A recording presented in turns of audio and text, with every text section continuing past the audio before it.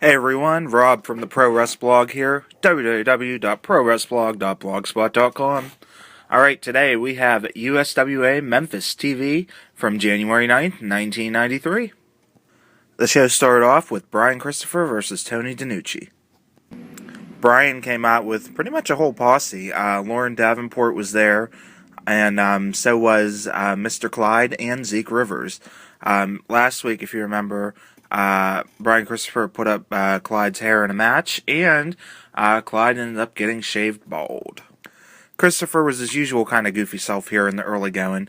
He took all kinds of big bumps, which I do like about him, and after everything, he was all celebrating and going nuts. Later on in the match, he had a little bit of an advantage and was using some cheating to try and win. He had his boy, Mr. Clyde, try to get a chair for him, and Clyde just couldn't get it right. He couldn't put it in the right place, and Christopher had to go and manually do it himself and put it where he wanted to. Well, the problem was, by the time he did, Tony DiNucci saw it and busted him right in the head with the chair. Later on, they had more miscommunication as there was a funny spot. Brian Christopher was calling for a chain, and both Zeke and Mr. Clyde had one, so they both threw it at him, and he's like, what the heck, which one do I need here? And that was pretty funny. He was all real confused. You don't really see that one a lot. He nailed DiNucci and looked like he had to win, but the ref saw the chain at the last minute and changed the decision. I thought some of the cheating here was really funny. The match was decent early on, but it had a lot of different shenanigans going on and all kinds of crap.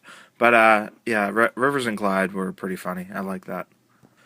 Christopher got on the mic and then ripped Rivers and Zeke after, and they kind of just said forget about it, And then Lauren Davenport came down, and she made a ploy to try to be Brian Christopher's manager. And she was real nice. She's like, oh, I'll do anything, blah, blah, blah. And, it sounded pretty good on paper. And Brian's like, so you'll really do anything? She's like, I'll do anything. So Brian called out some people, and he said, Lauren's going to put her hair on the line for me this week. And she's like, what? I don't think so. And she basically said no. And it created a ton of stress for Brian, and he went nuts going, oh my gosh, you're just like every other woman. Then Bert Prentice and Mike Samples walked in, and they offered to be the manager for Brian Christopher and help him out. And Brian's all excited because he thinks he's finally got his patsy to do what he wants and take a match where hair's on the line. And they're like, Brian, we'll be your manager, but we're not getting our hairs cut. And they said no. And Brian just told him to get off and get away, and he left the segment screaming, I'm my own man. We next then had a segment. Richard Lee came out. The Moondogs weren't with him because he said they were in the gym. He made some promise where he said, basically, if they work out in the gym and train hard, he'll make sure he gets them one last title shot. And so that was all ready, but the problem was Richard Lee was out there alone. Mike Samples, Bert Prentice, and the Bruise Brothers noticed this, and they beat the turd out of Richard Lee. Mike Samples just blindsided him. He said to Richard Lee, your dogs are at the gym? And Richard Lee said, they're at the gym. And Samples just totally deadpanned, and he said, well, that was a fatal mistake. And they absolutely just nailed him and started jumping on him and pouncing, and it was pretty good. The Harris brothers grabbed chairs, and they really beat the crap out of him, and Richard Lee earned his payday. They had the faces come in to clear him off, and that was the end of that part. Jeff Jarrett had an interview after, and Lauren Davenport came in. She said, neither one of us care for Brian Christopher, and, she'd like to be his manager because she'd like to get some revenge on Brian Christopher. Basically, she's trying to use him as as a toy to get back at Brian. The crowd wasn't buying it, and Jeff Jarrett didn't either, as he basically told her to get off. And now Lauren Davenport was mad, and she promised that she'd get back at Jeff Jarrett, too, to add another one onto the list. They showed some clips of a Mike Miller versus Jerry Lawler match from the Mid-South Coliseum. It looked pretty good. Jerry was busted open. They were both nailing each other with some pretty good punches. Everyone ended up jumping in, like the Bruise Brothers and Samples, and they got the DQ, I think, or they just threw it out. I'm really not sure. Jerry Lawler then cut a promo. He said he had a cold.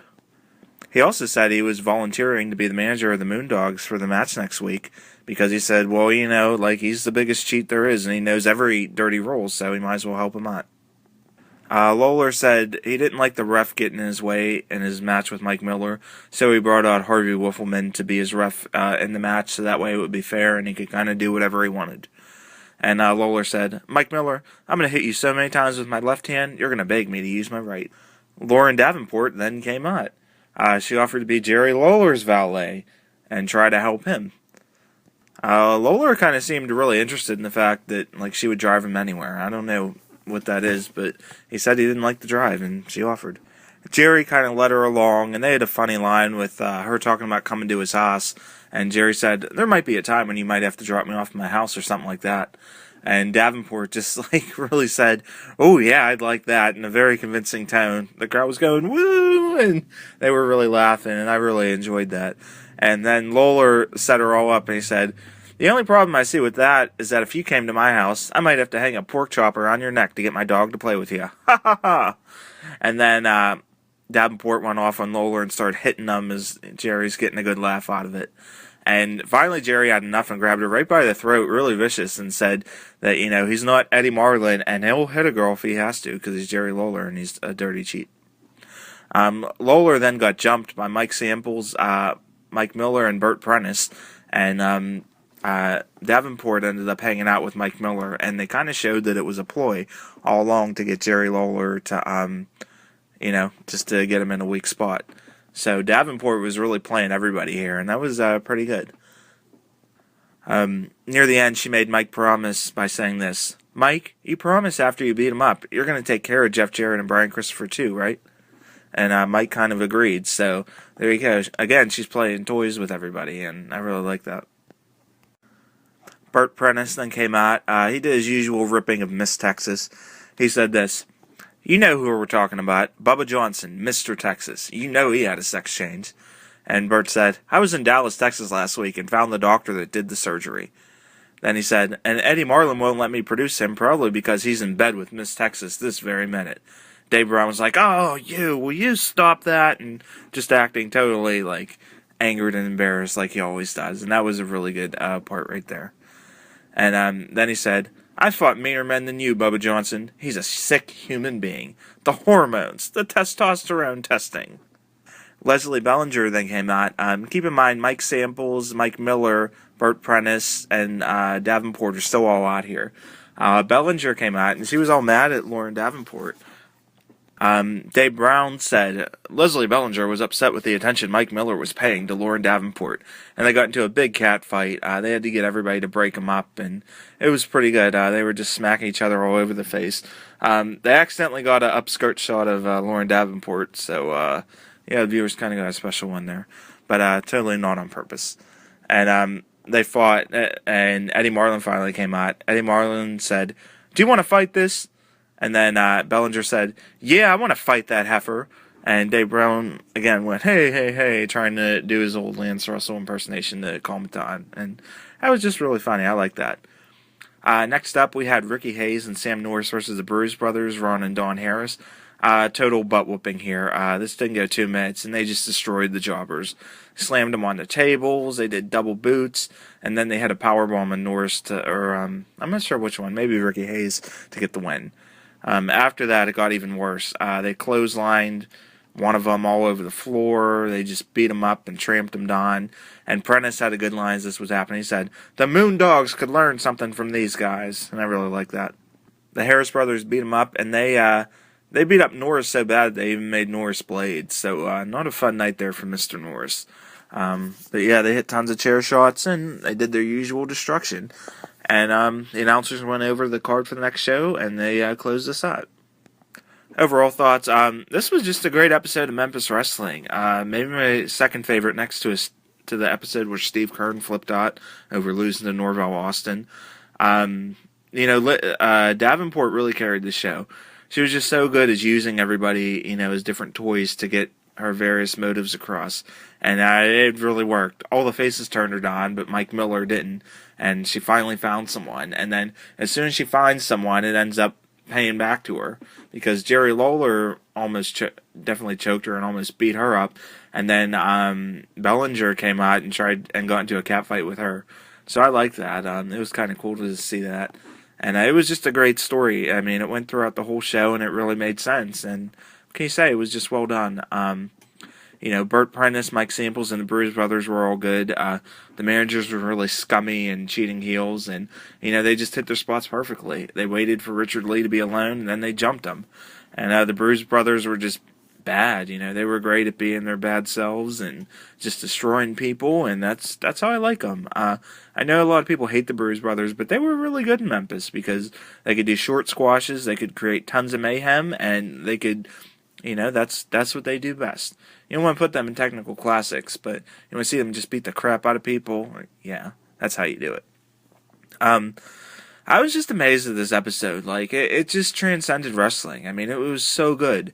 It was like a Jerry Springer version of Game of Thrones or something. I mean, they had different storylines going. Everyone had their little motives. Everyone was all interconnected with each other somehow. And, I mean, it was just so real. There's no way some of this stuff could have been scripted or written in. I mean, absolutely not possible because it was just so well done.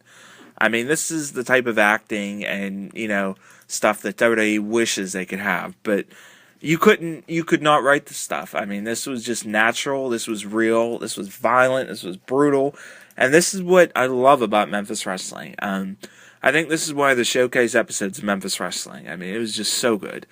It didn't have a ton of wrestling, but all the angles were great, the characters were all really good. They had a storyline going throughout the whole show, which is a definite extra plus, and I always loved that.